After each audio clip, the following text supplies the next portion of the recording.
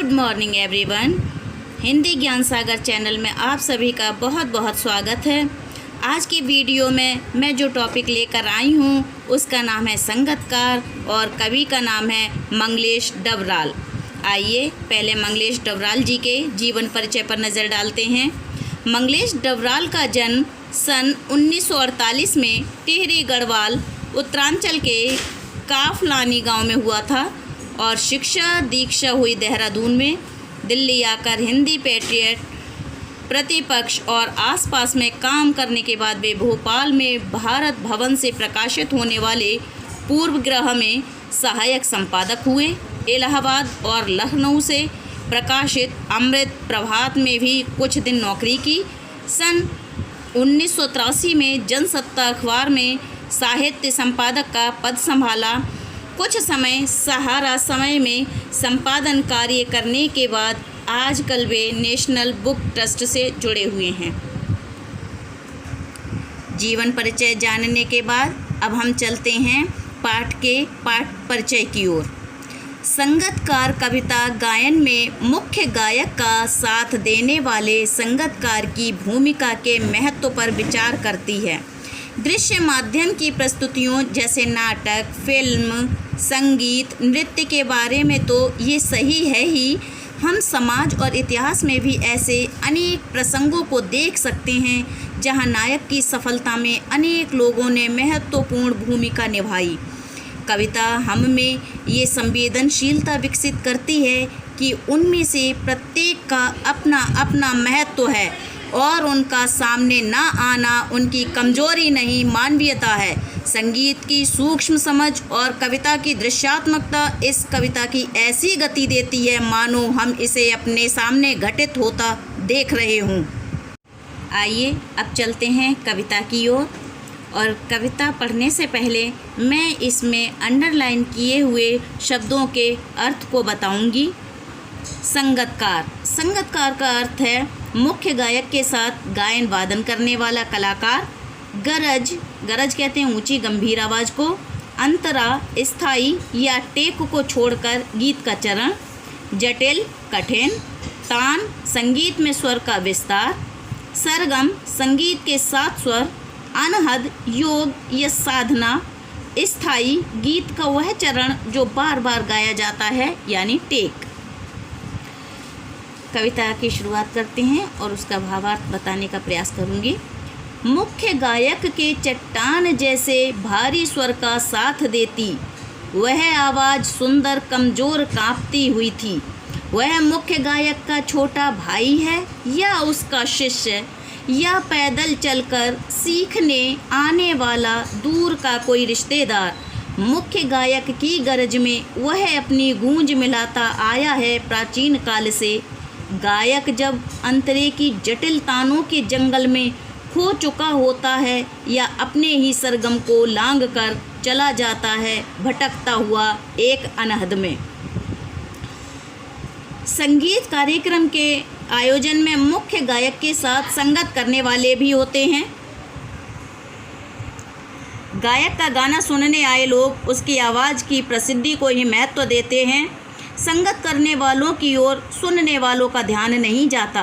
कवि अपनी इन पंक्तियों में कहता है कि जब मुख्य गायक अपने चट्टान जैसे भारी स्वर में गाता है तब उसका संगीतकार हमेशा उसका साथ देता है। वह आवाज़ मानो बहुत ही कमज़ोर कांपती हुई लेकिन बहुत ही सुंदर थी, जो मुख्य गायक की आवाज़ के साथ मिलकर उसकी प्रभावशीलता को और बढ़ा रही हो। कवि को ऐसा लगता है कि जैसे ये संगतकार गायक का कोई छोटा भाई या कोई बहुत ही करीब का रिश्तेदार या पहचान वाला हो, जो उससे गायक से संगतकार सीख रहा हो। वह बिना किसी की नज़र में आए अपना कार्य अपने पृष्ठभूमि का हिस्सा मात्र बनकर रह जाता है। मुख्य संगीत के कार्यक्रम हमेशा से होते आए हैं और संगत करने वाले कलाकार ऐसे ही मुख्य गायकों की आवाज़ और सुर में अपनी आवाज़ और सुर मिलाते आ रहे हैं। जब मुख्य गायक कोई गीत गाते हुए उसके अंतरे को संगीत के अनुशासन में बांधने की कोशिश करता है और अपनी इस कोशिश में वह संगीत की जटिल तानों में जब उलझ जाता है, उस समय उसे अपने गाने की याद नहीं रहती। इसी तरह कभी कभी वह अपने गायन की सीमा को लांघकर संगीत की साधना में खो जाता है। तो ऐसे सभी मौक़ों पर संगतकार ही मंच को अपनी तान से संभालने के साथ गायक को भी वापस उसके रास्ते पर लाता है। इस तरह की महत्वपूर्ण भूमिका के बाद भी प्रसिद्धि की रोशनी में हम में से बहुत कम लोग ही उस अनजाने संगतकार की ओर ध्यान दे पाते हैं। इन पंक्तियों में कवि ने सांस्कृतिक और सामाजिक जीवन में अनजान रहकर महत्वपूर्ण योगदान देने वालों को कविता में सामने लाकर खड़ा किया है। आइए अब अगली पंक्तियों की ओर बढ़ते हैं। तब संगतकार ही स्थायी को संभाले रहता है, जैसे समेटता हो मुख्य गायक का पीछे छूटा हुआ सामान, जैसे उसे याद दिलाता हो उसका बचपन जब वह नौसिखिया था। तार सप्तक में जब बैठने लगता है उसका गला, प्रेरणा साथ छोड़ती हुई उत्साह अस्त होता हुआ, आवाज़ से राख जैसा कुछ गिरता हुआ, तभी मुख्य गायक को ढाढ़स बंधाता कहीं से चला आता है संगतकार का स्वर।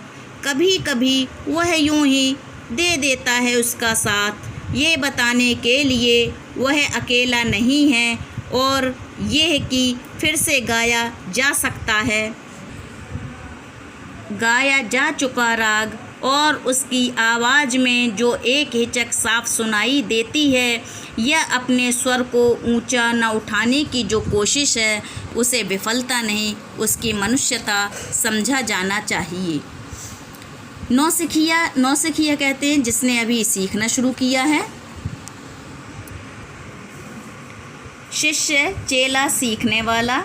तार सप्तक का अर्थ है 7 स्वरों का समूह। उत्साह अस्त होना। उत्साह अस्त होने का अर्थ है उत्साह खत्म हो जाना। राख जैसा कुछ गिरता हुआ यानी बुझता हुआ स्वर या बेजान आवाज़। ढाढ़स बंधाता यानी तसल्ली देता। हिचक, झिझक, विफलता, पराजय, हार, मनुष्यता, मानवता। इसमें कवि ने इन पंक्तियों में बताया है कि गायन के समय मुख्य गायक अंतरे की जटिल तानों और जब आलापों में खो जाता है यानी सुर से कहीं भटक न जाए, ऐसी दुविधा के समय संगतकार निरंतर अपनी कोमल एवं सुरीली आवाज़ में संगीत के सुर ताल को पकड़े हुए रहता है। वह मुख्य गायक को कहीं भटकने नहीं देता और संगीत के सुर ताल को वापस पकड़ने में उसकी सहायता करता है। संगीत की भाषा में इसे संभाले रहना कहा जाता है। संगतकार अपना ये काम ऐसे करता है जैसे कि वह आगे चले जाने वाले पथिक का छूटा हुआ सामान बटोर कर अपने साथ लाता हो। संगतकार संगीत के पथ पर मुख्य गायक के संगीत को संभालता हुआ संगीत की धारा को आगे बढ़ाता है। संगतकार द्वारा अपने सुरों को संभाल देने से मुख्य गायक को बचपन में अपने संगीत सीखने की याद आ जाती है। इसके बाद कवि कहते हैं कि जब मुख्य गायक ऊंचे स्वर में गाता गाता थक जाता है यानी उसके अंदर गाने की इच्छा और ऊर्जा समाप्त हो जाती है, तब उसका स्वर मध्यम यानी धीमा पड़ने लगता है। ठीक उसी वक्त मुख्य गायक का हौसला बढ़ाने और उसके स्वर को संभाल कर उसे वापस सुर, लय, राग में लाने के लिए संगतकार अपना स्वर पीछे भर देता है। इससे मुख्य गायक को आराम और सहयोग मिल जाता है। संगतकार उसे अकेला होने से बचा ले जाता है। वह मुख्य गायक को इस बात का मनोबल भी देता है कि कभी कभी एक राग को दोबारा भी गाया जा सकता है। अगर कोई राग बीच में कहीं छूट गया हो तो भी उसे फिर से गाया जा सकता है। संगीत की इस सारी प्रक्रिया के दौरान संगीतकार की आवाज़ हमेशा दबी हुई होती है। वह तो गायक की आवाज़ को मुख्य बनाने के लिए त्याग करता है, जानबूझकर अपनी आवाज़ को दबा लेता है। उसकी इन सारी बातों को देखकर ये कहा जा सकता है कि वह गाना गाने में या प्रसिद्धि पाने में असफल हो गया है। उसकी सारी बातें उसकी असफलता नहीं बल्कि उसकी मनुष्यता को बताती हैं, क्योंकि वह मुख्य गायक की आवाज़ को आगे रखता है। कवि ने सामाजिक जीवन में गुमनाम रहकर भी महत्वपूर्ण योगदान देने वालों को कविता में सामने लाया है। धन्यवाद।